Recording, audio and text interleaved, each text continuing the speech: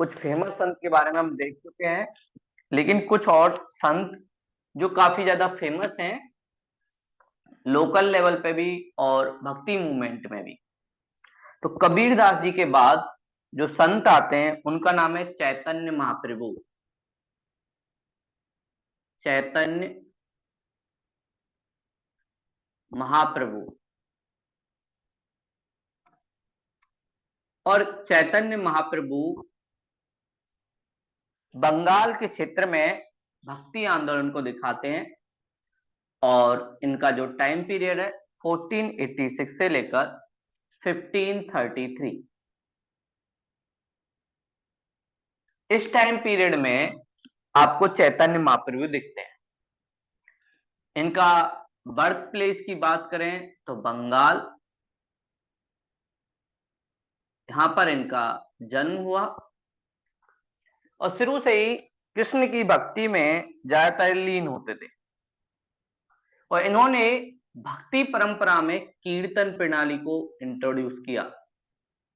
कीर्तन जो हम करते हैं, तो इस कीर्तन सिस्टम को जो लेके आए भक्ति में, वो थे चैतन्य महाप्रभु।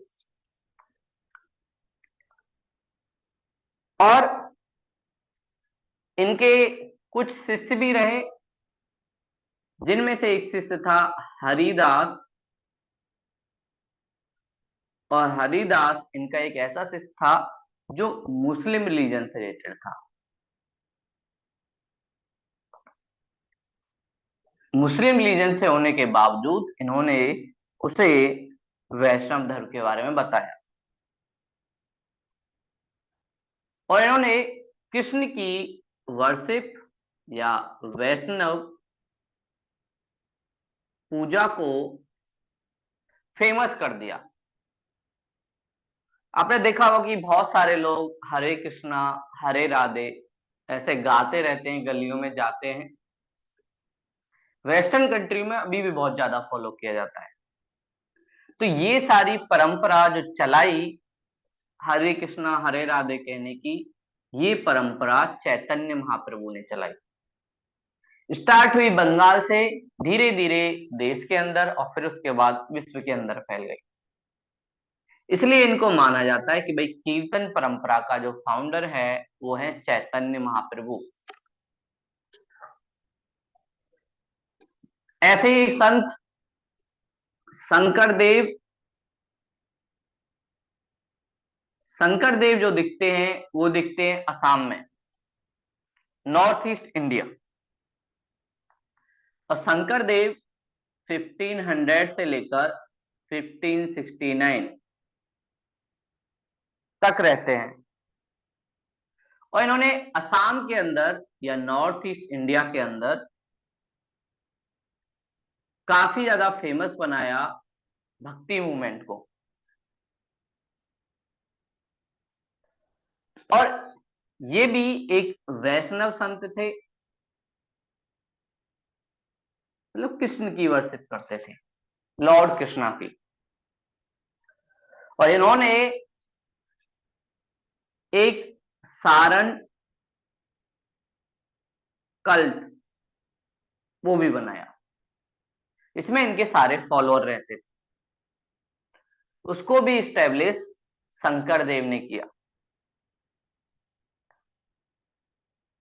और शंकर देव ने कई नए ट्रेडिशन असम और नॉर्थ ईस्ट इंडिया में बनाए जो आज भी फेमस हैं, जैसे अंकीय नाट,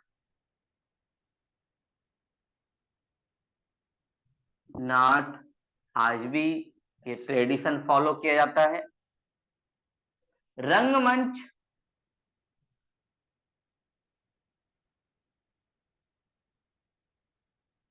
रंगमंच पर स्टोरी की फॉर्म में कृष्ण की लीलाओं को दिखाना, वो भी इन्होंने काफी ज्यादा फेमस किया, थिएटर आप कह सकते हो। और एक नृत्य सत्रिया,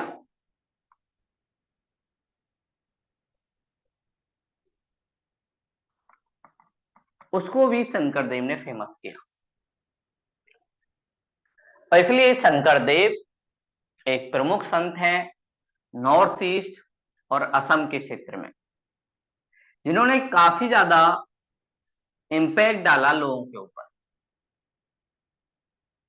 और मणिपुरी डांस, वो भी शंकर देव की चीजों से काफी ज्यादा इम्पैक्ट हुआ है। तो शंकर देव से नॉर्थ ईस्ट इंडिया का ट्रेडिशन एक तरीके से दिखाई देता है। वहीं एक और संत नानक, गुरु नानक, उनका भी डेवलपमेंट इसी टाइम में हुआ, 1469 से 1539 तक। गुरु नानक जी लोधी के टाइम,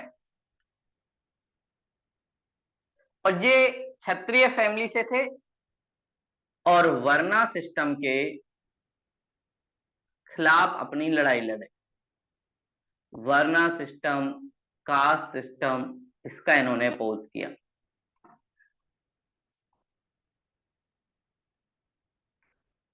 और जब ये सब किया, थोड़ा सा झगड़ा इनका इब्राहिम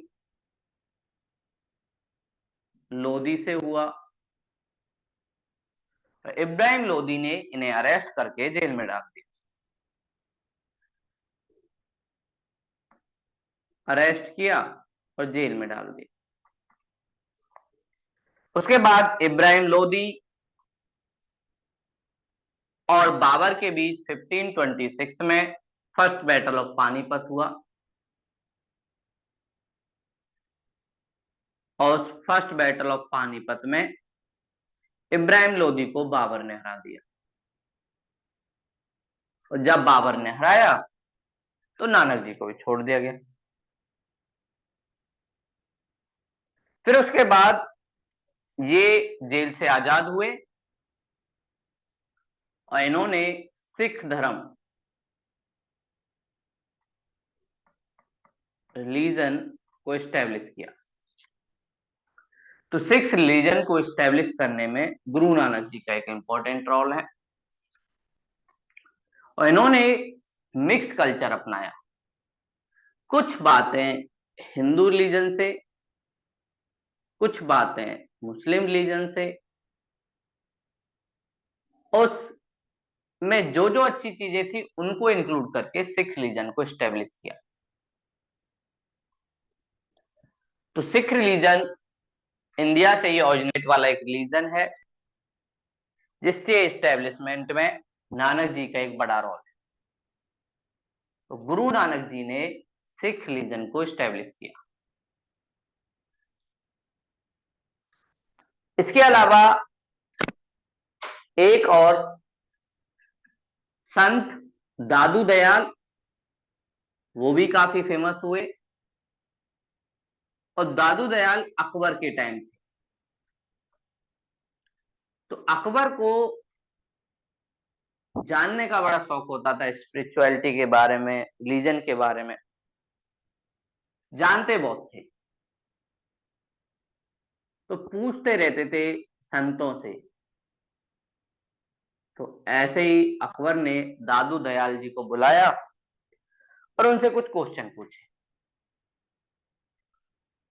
तो दादू दयाल जी का जो टाइम था 1544 से लेकर 1603, 1556 में अकबर गद्दी पर बैठता है, सेकेंड बैटल ऑफ पानीपत के बाद। दादू दयाल अहमदाबाद बाद के संत थे, वहीं पर इनका सेंटर था। इन्होंने एक आंदोलन मूवमेंट भी चलाया, नियम मोरालिटी के लिए, सोसाइटी में अवेयरनेस के लिए चलाया। और एक कल्ट परब्रह्म,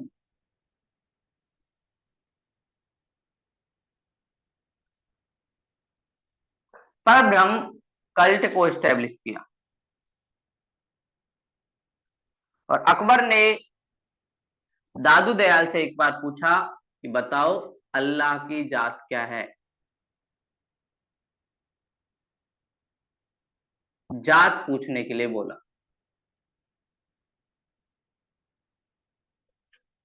तो दादू दयाल ने बताया, इश्क अल्लाह की जात है और इसकी ही अल्लाह का रंग। तो उन्होंने इश्क को, प्रेम को, लव को अल्लाह की जात, कास्ट और लव को ही अल्लाह का कलर या रेस बताया। बोले वो अल्लाह या गॉड या भगवान सबको प्रेम करता है, उसकी ना कोई जाति है ना कोई रंग है, जो उसे प्यार से भजता है वो उसका हो जाता है। तो अकबर काफी ज्यादा खुश हुआ दादू दयाल से और अकबर ने बहुत सारी चीजें दादू दयाल को दी। उसके बाद गुजरात में एक संत नरसिंह मेहता,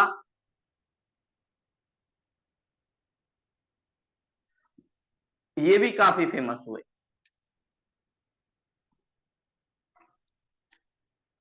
इन्होंने बहुत सारे भजन लिखे।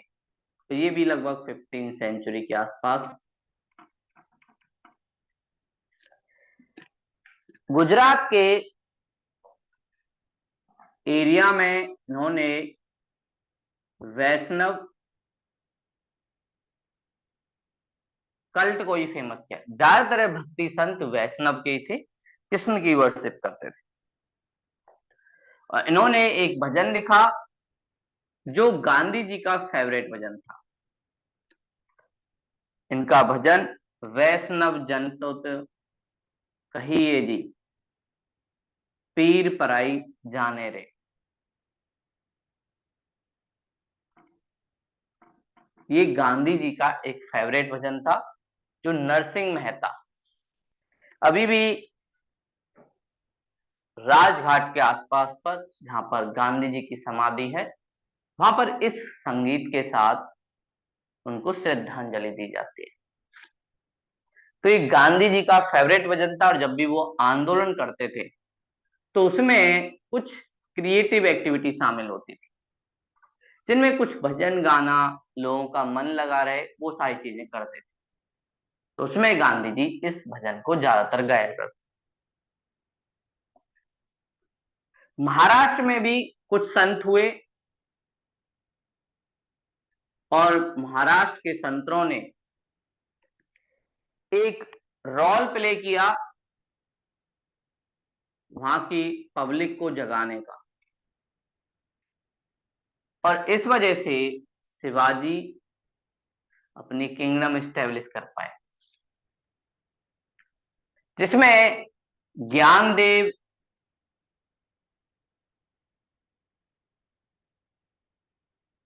ज्ञानदेव जैसे संत, साथ में नामदेव,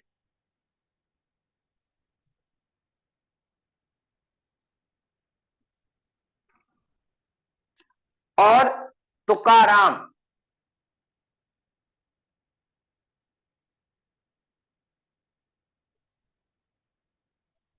रामदास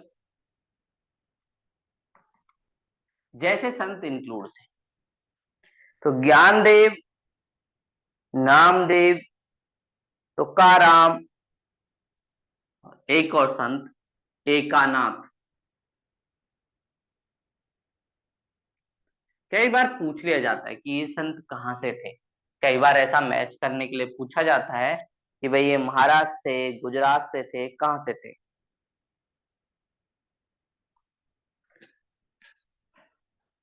तो ये संत महाराष्ट्र के थे। ज्ञानदेव फेमस थे गीता पर अपनी टेक्स्ट बुक लिखने के लिए। इन्होंने मराठी लैंग्वेज में गीता पर अपनी टेक्स्ट बुक लिखी और इसलिए इनको ज्ञानदेव कहा गया, नॉलेज के बादशाह। तुकाराम बरकरी कल्ट की स्टैब्लिश करते हैं। बरकरी कल्ट जो संतों की वर्शिप काफी ज्यादा करते हैं, उस कल्ट को तुकाराम करते हैं। अभी भी बरकरी कल्ट के बहुत सारे फॉलोअर महाराष्ट्र में हैं। रामदास ने धरकड़ी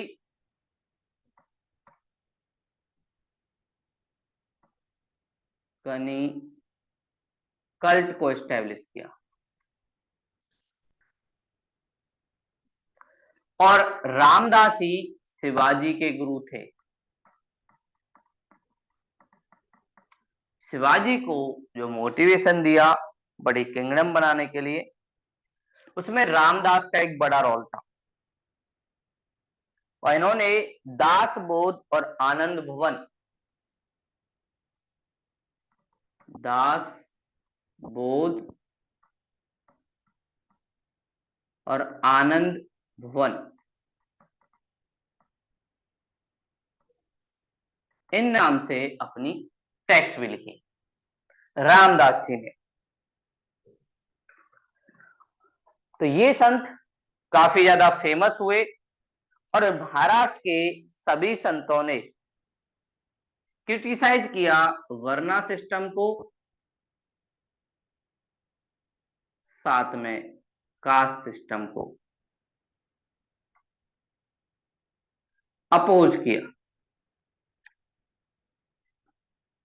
राजस्थान में एक फेमस संत मीराबाई,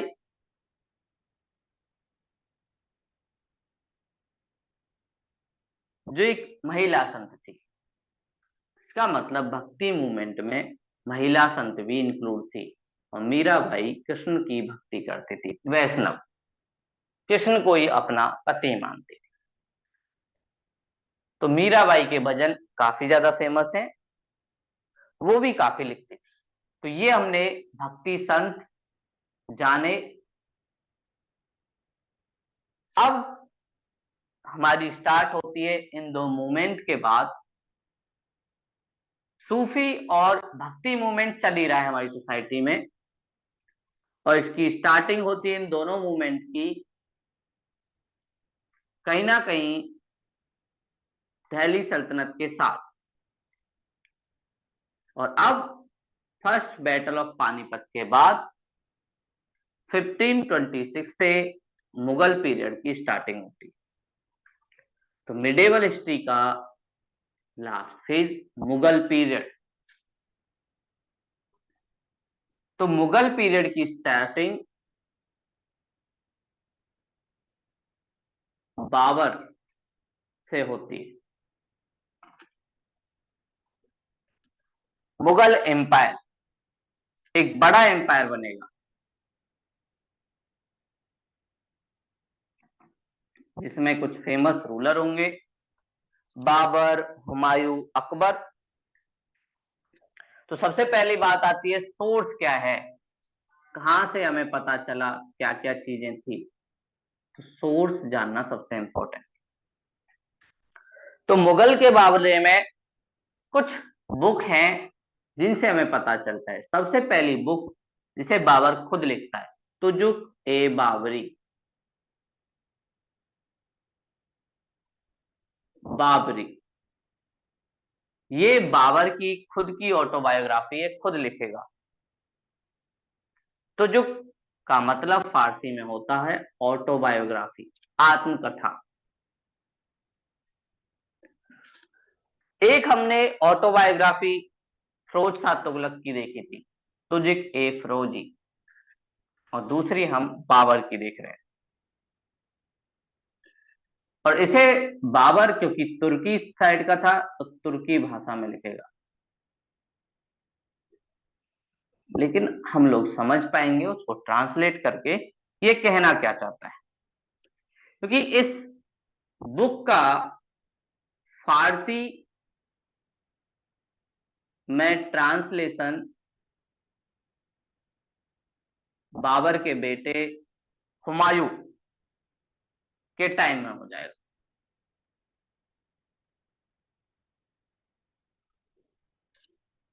टाइम में ट्रांसलेशन होगा। फिर आगे चल के अकबर के टाइम में भी इसका ट्रांसलेशन होगा। बाबर कुछ बातें बोल के गया। पहली बात बोलता है, भारत में ना तो लोग इतने सुंदर हैं ना घोड़े, पब्लिक एंड हॉर्स, ये दोनों सुंदर नहीं है, ब्यूटी है ही नहीं इस मामले में इंडिया में।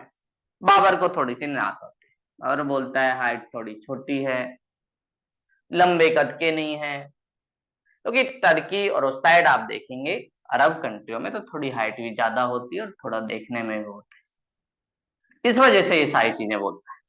साथ में घोड़े इंडिया में मिलते ही नहीं थे, तो बाबर को भी नहीं मिले।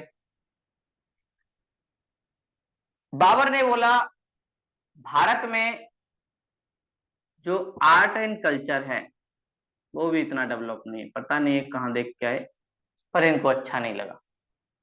लेकिन ग्वालियर की तारीफ करते हैं, बोलते हैं ग्वालियर के जो राजा हैं उनके वहां अच्छा है, वैसे ओवरऑल अच्छा नहीं है।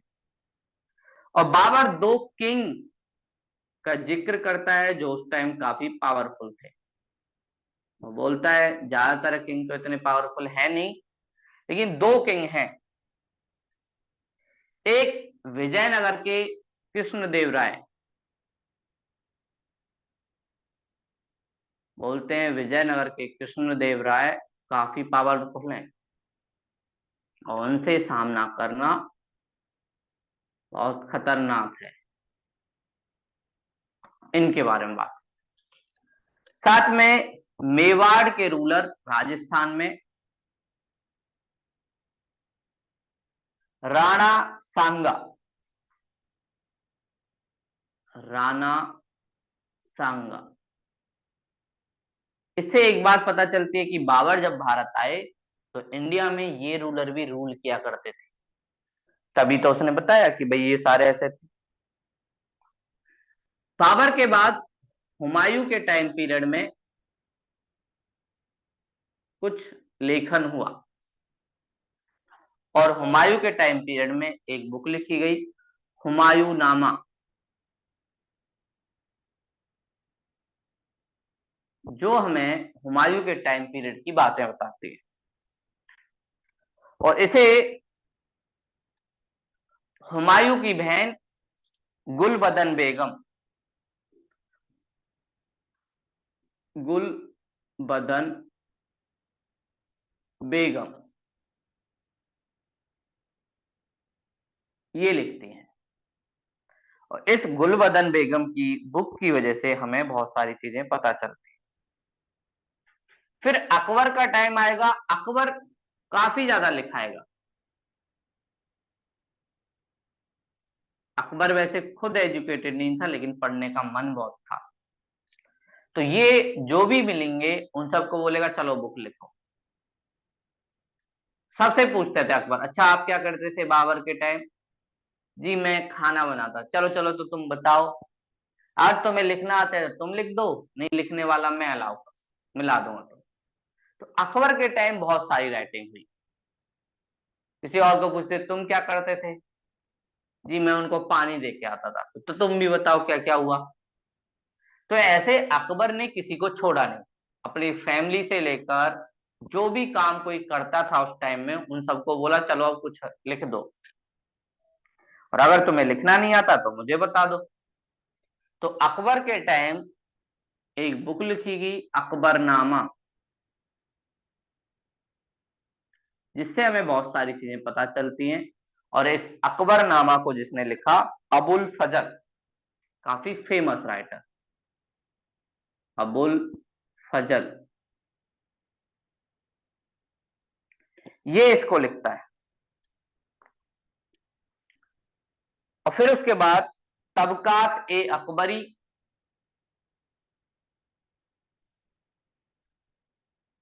ए अकबरी, ये भी अकबर के टाइम ही, जिसे निजामुद्दीन अहमद, मुद्दीन अहमद ये लिखता है। तो निजामुद्दीन अहमद तबकात ए अकबरी लिखता है।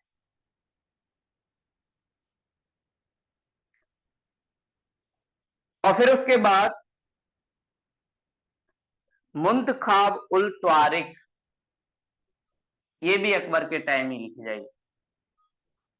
मुंतखाब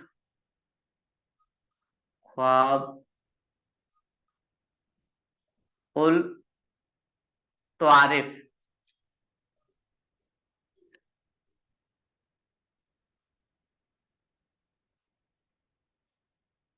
ये बुक जिसे लिखेगा बदायूनी।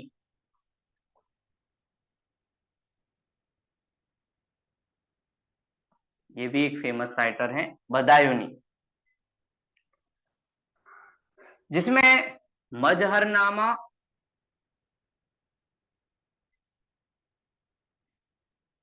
नामा की डिटेल, साथ में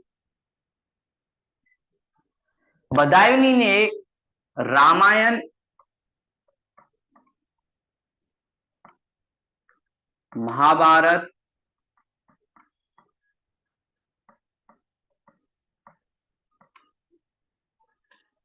और सिंहासन 32,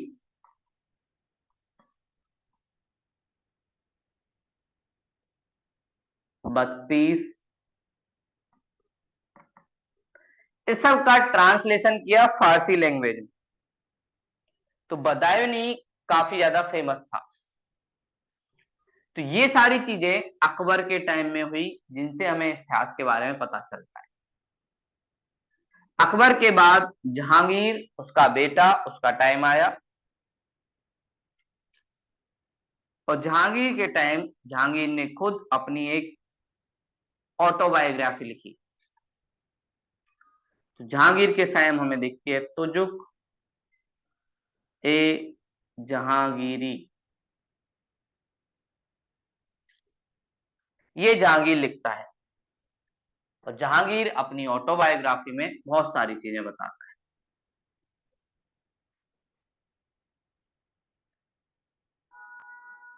तो तुजुक ए जहांगीरी जहांगीर की ऑटोबायोग्राफी है।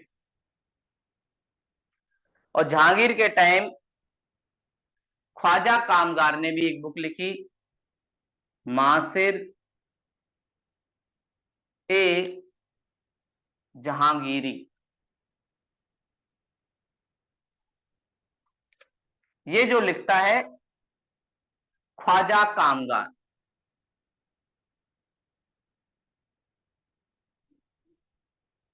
कामगार एक राइटर जहांगीर के टाइम।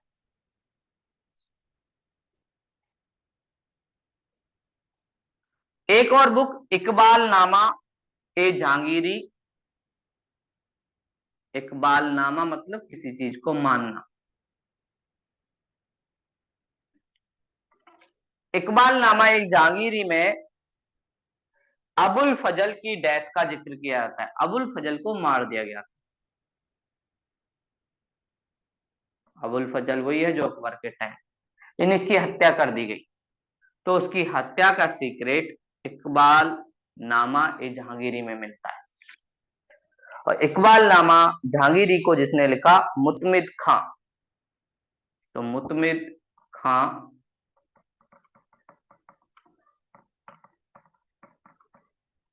ने इसे लिखा, जिसमें जिक्र है कि भाई अबुल फजल को किसने मारा। फिर जहांगीर के बाद उसके बेटे शाहजहां का टाइम पीरियड आता है। और शाहजहां के टाइम पीरियड में हमें कुछ बिल्डिंग, ताजमहल, लाल किला, ये सब दिखते हैं। उनसे बहुत सारी चीजें मिलती हैं, लेकिन शाहजहां ने भी कुछ चीजें लिखवाई।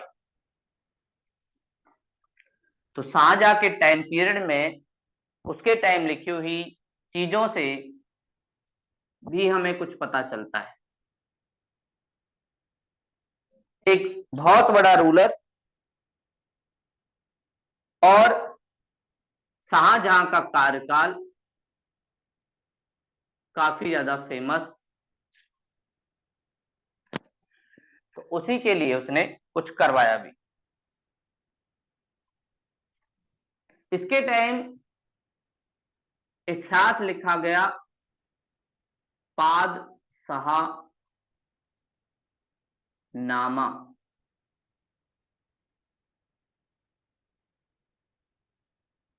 पादशाहनामा, और ये एक तरीके से हिस्ट्री की बुक है और इसमें शाहजहां के टाइम की हिस्ट्री है, जिसे अलग अलग राइटर ने अलग अलग टाइम में लिखा। स्टार्टिंग से लेकर 10 ईयर वाला जो टाइम था,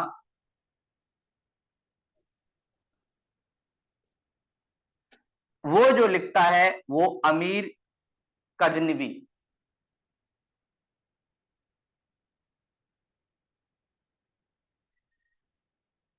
ये लिखता है। उसके बाद नेक्स्ट 20 ईयर, नेक्स्ट 20 ईयर्स की हिस्ट्री अब्दुल हमीद लाहौर,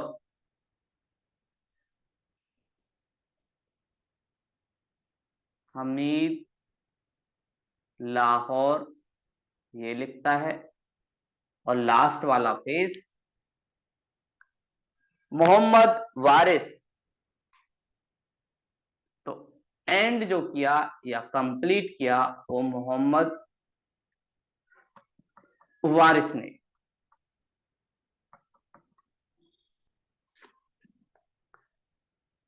तो शाहजहां वो रूलर है जो एक तरीके से सिस्टमेटिक वे में अपना इतिहास लिख पाएगा। और फिर औरंगजेब का टाइम, उस टाइम आलमगीर नामा,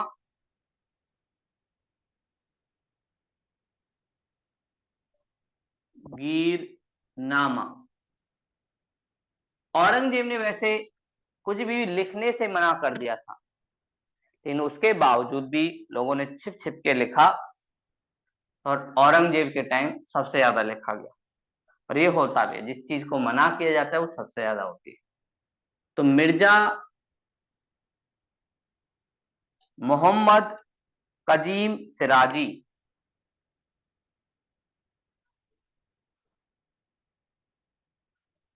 कजीम सिराजी,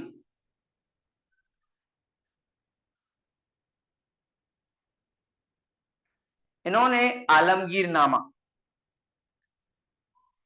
और ये एक गवर्नमेंट का इतिहासकार था, मतलब गवर्नमेंट का रिकॉर्ड रखता था, हिस्ट्री लिखता था। उसने औरंगजेब के टाइम पीरियड के बारे में बताया।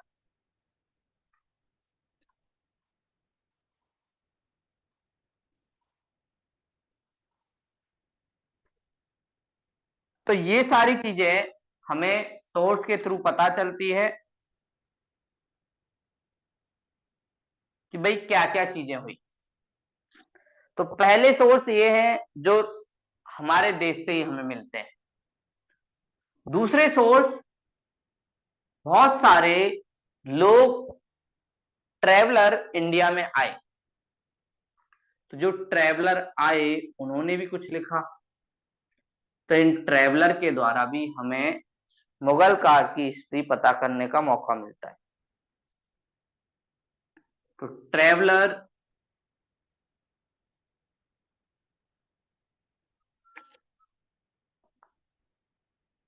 जो फॉरेन ट्रेवलर थे उन्होंने बहुत सारी चीजें लिखी, तो उनसे भी हमें इतिहास के बारे में पता चलता है। तो अलग अलग टाइम पीरियड में अलग अलग आए।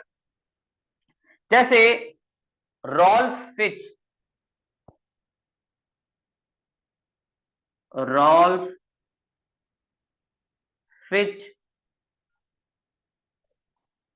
ये अकबर के टाइम आए।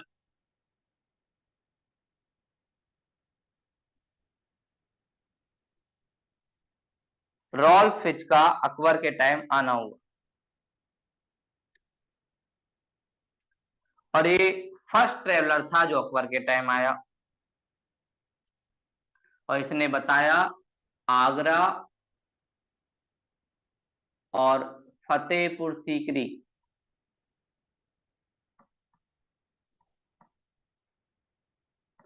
आगरा के पास ही फतेहपुर सीकरी अकबर ने बनवाया था अपने बेटे की याद में।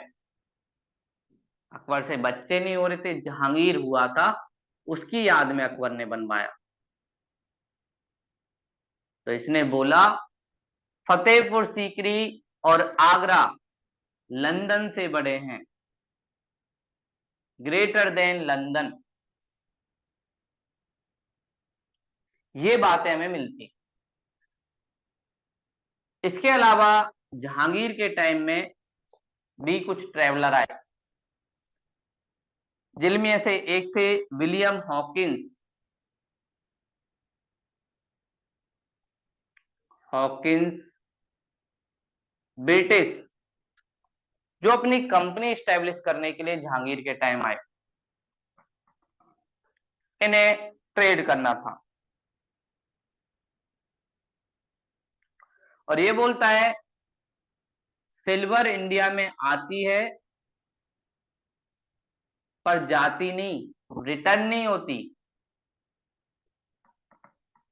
मतलब इस बात का पता चलता है काफी ज्यादा इंडिया का ट्रेड फेवर में था। तो विलियम हॉकिंस जहांगीर के टाइम में आए और सिल्वर की बात करते हैं कि इंडिया में सिल्वर आती है लेकिन जाती नहीं। इसके अलावा टॉमस रो, ये भी जहांगीर के टाइम आए।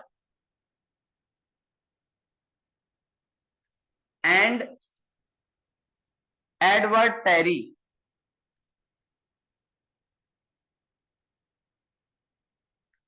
टेरी, ये दोनों भी आए। तो जहांगीर के टाइम में दो आए, विलियम हॉकिंस, टॉमस रो और एडवर्ड टेरी, ये जहांगीर।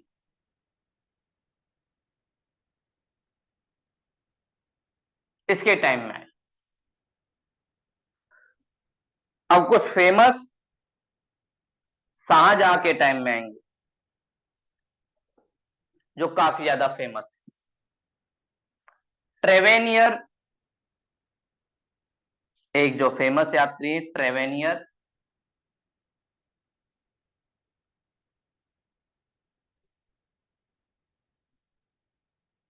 ये शाहजहां के टाइम। प्लस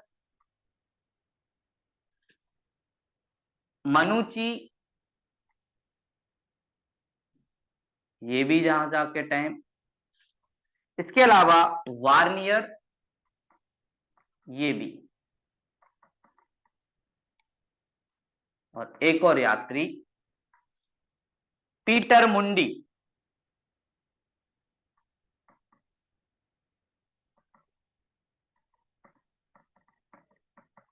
ये भी शाहजहां के टाइम। ट्रेवेनियर, मनुची, वार्नियर और पीटर मुंडी, ये सारे ट्रेवलर शाहजहां के टाइम आएंगे। ट्रेवेनियर ने बताया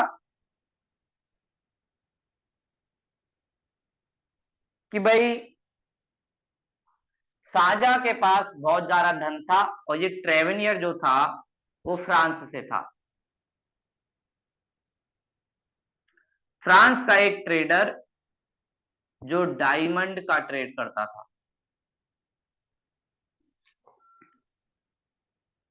और इसने कोहिनूर डायमंड के बारे में बताया कि भारत में एक डायमंड है जो बहुत चमकता है। कोहिनूर डायमंड के बारे में इस फ्रांस के यात्री ने बताया शाहजहां के टाइम जो आया हुआ ट्रेवेनियर।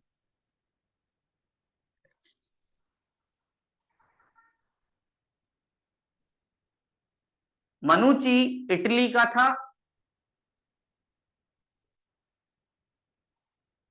और इसने इंडिया में आके कुछ बात बताई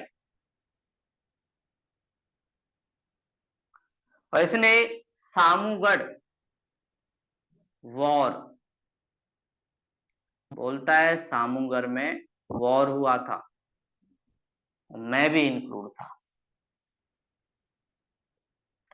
और इसने शाहजहां के बेटे दारा सिको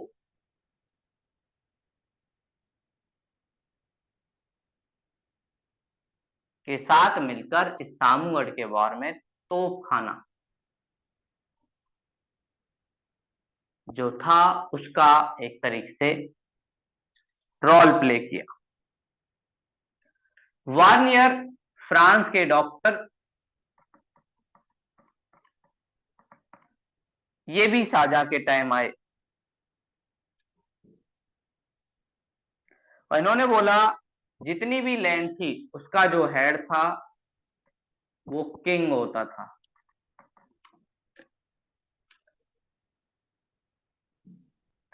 और बोलते हैं किंग के द्वारा बहुत ज्यादा एक्सप्लॉइटेशन करने की वजह से फार्मर अपनी लैंड से भाग जाते थे। तो ये डी ग्रेड दिखा रहा है प्रोडक्शन में, इसलिए ऐसा होता था। बोलते हैं मुगल जो राजकुमारी है शहजादी,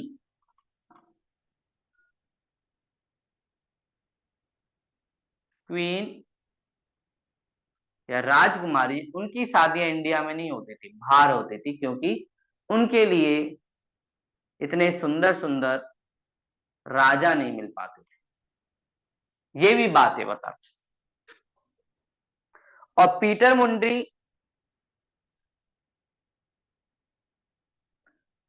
ये भी शाहजहां के सामने आया और इटली से थे और इन्होंने बताया कि गुजरात में बहुत बड़ा फैमाइन पड़ा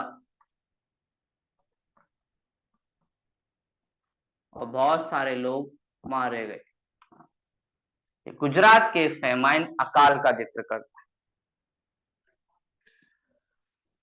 तो ये हमने ट्रेवलर देखे। रोलफ फिच अकबर के टाइम आया, आगरा और फतेहपुर सीकरी की बात करता है और बोलता है ये दोनों शहर लंदन से काफी बड़े हैं। विलियम हॉकिंस जहांगीर के टाइम आया और सिल्वर की बात करता है कि इंडिया में सिल्वर आती है लेकिन वापस नहीं जाती। Thomas Roe and Edward Terry ये भी जहांगीर के टाइम आए और शाहजहां के टाइम ट्रेवेनियर फ्रांस का एक ट्रेवलर जो डायमंड का ट्रेड करता था और ये जिक्र करता है इंडिया में कोहिनूर डायमंड की। मनुची एक इटली का ट्रेवलर और जो सामूगढ़ के वार में दारा सिको के साथ रहता है। वार्नियर फ्रांस का एक डॉक्टर जो बोलता है कि लैंड सारी बादशाह के पास रहती थी और फार्मर थोड़ा सा लैंड वेन्यू ज्यादा की वजह से खेती करना छोड़ रहे थे। मुगल शहजादियों की शादी इंडिया में नहीं हो पाती थी, बाहर होती थी।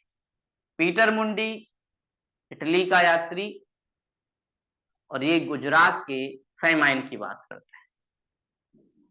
तो ये हमने कुछ इंपोर्टेंट सोर्स के बारे में जाना कि भाई कैसे मुगल एम्पायर या उसके बारे में हमें पता चला। कल की क्लास में हम लोग कुछ रूलर के बारे में जानेंगे, बाबर, हुमायूं, इन सब के बारे में धीरे धीरे पढ़ेंगे कि भाई कैसे कैसे इन्होंने ये सारी चीजें डेवलप। तो आज की क्लास यहीं तक थी। अगर कोई डाउट हो तो आप लोग पूछ सकते हो।